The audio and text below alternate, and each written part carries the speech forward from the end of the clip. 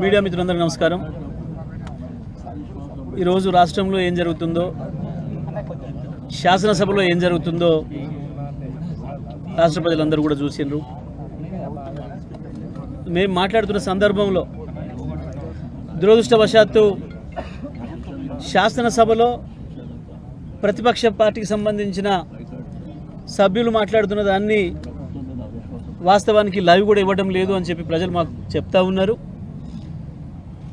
అయినప్పటికీ కూడా ఈ ప్రభుత్వం నిజాన్ని దాచిపెడతామనుకుంటే సాధ్యం కాదు. శాసనసభలో ఒక్కరోజు కూడా అన్పార్లమెంటరీ వర్డ్ కానీ, ఇతరులు కించపరిచే విధంగా కానీ, శాసనసభ ఉందతనాన్ని తగ్గించే విధంగా కానీ ఎప్పుడు కూడా నేను మాట్లాడలేదు. ప్రత్యేకించి చైర్కు సంబంధించి స్పీకర్ గారి అధికారాలు ఏందో, స్పీకర్ గారి విధులేందో అన్నీ కూడా నాకు తెలుసు. సీనియర్ శాసనసభ్యుడిగా ఎక్కడ కూడా స్పీకర్ గారి గౌరవానికి భంగం కలిగించే పద్ధతిలో కూడా నేను మాట్లాడలేదు. ఇది కేవలం ప్రభుత్వ కుట్ర. ఈ చర్య స్పీకర్ గారు కూడా సమ్మతిస్తారని నేను అనుకోవడం లేదు. ఎంత దురదృష్టం అంటే, జరిగింది చర్చ నాకు కాంగ్రెస్ పార్టీకి మధ్యలో, ప్రభుత్వానికి నాకు మధ్యలో. స్పీకర్ గారు పెద్ద మనిషిగా రెఫరీగా ఉంటారు కాబట్టి నేను స్పీకర్ గారిని పదే పదే రిక్వెస్ట్ చేసిన. కాంగ్రెస్ పార్టీకి సంబంధించిన సభ్యులు ఇద్దరు దాదాపు 1:20 నిమిషాలు మాట్లాడారు. అప్పుడు మా సభ్యులు ఒక్కరు కూడా అభ్యంతరాలు చెప్పలేదు, ఎటువంటి మధ్యలో అవాంతరాలు కల్పించలేదు, సాఫీగా మాట్లాడుకున్నారు వాళ్ళు. స్పీకర్ గారు నాకు అవకాశం ఇచ్చారు. బీఆర్ఎస్ పార్టీ నుంచి మాట్లాడే అవకాశం పెద్దలు కేసీఆర్ గారు నాకు ఇచ్చిండ్రు ఈరోజు మాట్లాడమని చెప్పి. నేను దానికి సంబంధించి నిన్న రాత్రి కూడా అంతటి కూడా జిల్లాలో ఉన్న అందరు రైతులతో మాట్లాడి, ఇతర వర్గాలతో మాట్లాడి, అన్ని వర్గాల ప్రజలతో మాట్లాడి వాళ్ళ సమస్యలను ఎట్లా ప్రతిబింబించాలి, రాష్ట్రంలో ఎండిపోతున్న పొలాలకు సంబంధించి గత 10-15 రోజులుగా తిరుగుతున్న సంగతి కూడా అందరికీ తెలుసు. అక్కడ రైతులు వాళ్ళ బాధలు ఏం చెప్తున్నారో, వివిధ వర్గాల ప్రజలు ఎట్లా మోసపోయినామని చెప్తున్నారో వాటన్నింటినీ ఈ సందర్భంగా నేను శాసనసభలో మరొకసారి ప్రభుత్వం దృష్టికి తీసుకొచ్చే ప్రయత్నం చేసిన. అందులో ఎక్కడ ఒక తప్పు మాట కానీ, పొరపాటు మాట కానీ, స్పీకర్ గారిని కించపరిచే మాట కానీ ఎక్కడ కూడా లేదు. ప్రభుత్వాన్ని నిలదీసే మాట ఉంది, ప్రభుత్వం బట్టలిపే మాట ఉంది, ఉండి తీరుతుంది. ప్రతిపక్షంగా మా బాధ్యత. ప్రజలు మాకంటే ఇంకెక్కువ ఆక్రోషంగా ఉన్నారు. ప్రజల భాషలో వింటే ఈ ముఖ్యమంత్రి కానీ, ఈ ప్రభుత్వంలో ఉండే మంత్రులు కానీ నిజంగా సోయిన వాళ్ళైతే ఆ పదవిలో ఒక నిమిషం కూడా ఉండకూడదు. బహుశా ఈ ప్రపంచంలోనే ఏ పరిపాలకుడు పడినటువంటి తిట్లు ప్రజలతో పడుతున్నారు. అయినా సిగ్గు లేకుండా దాంట్లో ఉంటున్నారు. ఇవాళ నా సస్పెన్షన్ అనేది పెద్ద ఇది నన్ను భయపెట్టించే అంశం కాదు. ఇంతకంటే ఎక్కువ దుర్మార్గాలను ఎదుర్కొని వచ్చినాం. చంద్రబాబులు, రాజశేఖర రెడ్డిల నియంతృత్వాలను ఎదుర్కొని వచ్చినాం. అన్నీ చూసి వచ్చిన వాళ్ళం. కేసీఆర్ నాయకత్వంలో రాడుదేలిన వాళ్ళం. ఇవి ఏమి మమ్మల్ని ఆపలేవు, మా గొంతు నొక్కలేవు. ఇంకా ఇంకా ఇంకా బలంగా మా గొంతును వినిపిస్తాం. ఒక్క శాసనసభలో ఆపినంత మాత్రాన ప్రజాక్షేత్రంలో మమ్మల్ని ఆపలేరు. కానీ ఇవాళ ఒక కారణం చూపించలేదు. మా శాసనసభ్యులు, మా సీనియర్ శాసనసభ్యులు అందరూ కూడా వెళ్ళి, హరీష్ రావు గారు, కేటీఆర్ గారు, మిగతా మిత్రులందరూ కూడా, తలసాని గారు అయితే స్పష్టంగా సభలోనే అడిగినాడు, అరే మా సభ్యుడు ఎక్కడ అభ్యంతరం చెప్పిండు, మా సభ్యుడు ఎక్కడ అన్పార్లమెంటరీగా మాట్లాడిండు, మీరు అవతల వాళ్ళని కంట్రోల్ చేయండి అని చెప్పినారు. దురదృష్టవశాత్తు స్పీకర్ గారు వాళ్ళని అనలేక మమ్మల్ని అనే పరిస్థితికి వచ్చినాడు. నేను మాట్లాడడం ప్రారంభించగానే అవతల నుంచి కోతుల్లాగా గొంతులు ఇప్పి అరపడం మొదలుపెట్టినారు. నేను స్పీకర్ గారికి పదే పదే విజ్ఞప్తి చేసిన, స్పీకర్ గారు దయచేసి మీరు వాళ్ళని కంట్రోల్ చేయండి, నాకు మాట్లాడే అవకాశం ఇవ్వండి, మీకు అధికారం ఉంది, వాళ్ళని కూర్చోబెట్టండి అని చెప్పి నేను రిక్వెస్ట్ చేసిన.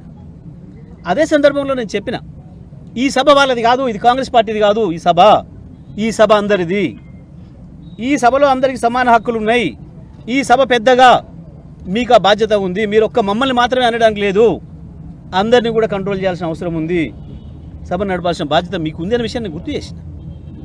ఆ ఒక్క రిక్వెస్ట్ చేసిన నేను. కానీ ఇక్కడ ఏ అనని మాటలు పట్టుకొని ఇక ఆ తర్వాత వరుస పెట్టి ఇంత నిస్సిగ్గుగా బీఆర్ఎస్ పార్టీ సభ్యులకు శాసనసభ ఆవరణలో మాట్లాడే అవకాశం రాకుండా ఒకరి తర్వాత ఒకరు 26 మందిని వాళ్ళ శాసనసభ్యులతో మాట్లాడించారు. ఏం మాట్లాడతారు? శాసనసభ స్పీకర్ స్థానం గురించి కదా మాట్లాడుతున్నది. దానికి కులము మతం ఉంటుందా? అయినా దళితుల గురించి మాట్లాడాల్సి వస్తే ఈ రాష్ట్రంలో ఎక్కడ ఏ శాసనసభ నియోజకవర్గ స్థానంలో ఎక్కడ ఏ మున్సిపాలిటీలో ఇచ్చినారో లేదో తెలియదు, కానీ నా దగ్గర సూర్యాపేటలో నా మున్సిపల్ చైర్మన్ జనరల్ మహిళా స్థానంలో ఒక ఎస్సీ మహిళా సోదరమణికి అవకాశం ఇచ్చి 5 సంవత్సరాలు విజయవంతంగా పూర్తి చేయించిన ఒక అద్భుతమైన పరిపాలన చేసి మంచి పేరు తెచ్చుకుంది. మధ్యలో 4 సంవత్సరాలు జరిగిన తర్వాత ఇదే కాంగ్రెస్ పార్టీ కుట్ర చేసి ద్రోహపూరితంగా ఆమెను దించేసే ప్రయత్నం చేస్తే, ఆమె పదవిని తీసేసే ప్రయత్నం చేస్తే అడ్డుకొని కొట్లాడి ఒంటరిగా మళ్ళీ ఆమె నిలబెట్టుకొని ఆమె పదవిని కొనసాగేటట్లుగా ప్రయత్నం చేసి 5 సంవత్సరాలు పూర్తి చేయించింది. గది నా కమిట్మెంట్ ఏందో సూర్యాపేట ప్రజలకు తెలుసు, నా తుంగతుర్తి ప్రజలకు తెలుసు, 4 జిల్లా ప్రజలకు తెలుసు, ఈ రాష్ట్ర ప్రజానికి అందరూ కూడా చూసింది. కానీ ఇవాళ ఈ ప్రభుత్వం తను చేసే తప్పుల్ని కప్పిపించుకోవడం కొరకు, వాళ్ళ కమిషన్ల దందాల నుంచి ప్రజలు పక్కదారి పట్టించడం కొరకు, శాసనసభ మొదటి రోజే ఏదో ఒకటి చేయాలి అన్న ఒక ఉద్దేశపూర్వకంగానే ఇవాళ కాంగ్రెస్ పార్టీ సభ్యులు వచ్చి మొదటి నిమిషం నుంచి అరవడం మొదలుపెట్టిండ్రు. నిన్న వాళ్ళ ముఖ్యమంత్రి ఏదో క్లాస్ వీక్ పోయినాడని, ఇవాళ లేకపోతే బాగుండదని, ముఖ్యమంత్రి మెప్పు పొందడం కొరకో ఈ రకంగా కాంగ్రెస్ పార్టీ ప్రభుత్వం యొక్క ప్రతిపక్షం యొక్క గొంతును వినపడకుండా చేసే కుట్ర చేసింది. దాంట్లో భాగంగానే ఇవాళ నన్ను సస్పెండ్ చేసింది. ఈ సస్పెన్షన్లు ఇవి ఆపలేవు ప్రజల గొంతుల్ని.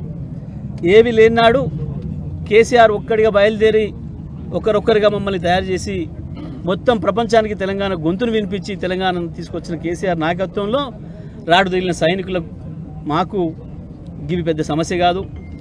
అసలు పదవులనే ఇట్లా గడ్డిపోసల్లాగా వదిలేసి కేంద్ర మంత్రి పదవి నుంచి ఇక్కడ ఎమ్మెల్యేల పదవులు కనుక మంత్రి పదవులతో సహా రాజీనామాలు చేసిన బీఆర్ఎస్ పార్టీకి ఇవేవి కొత్తవి కావు, ఇవేవి గతంలో చూడని అనుభవాలు కావు.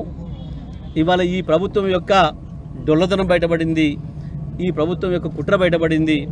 మొదలైన 4 నిమిషాలకే కాంగ్రెస్ పార్టీ ప్రభుత్వం యొక్క బట్టలిపే కార్యక్రమం మొదలైంది.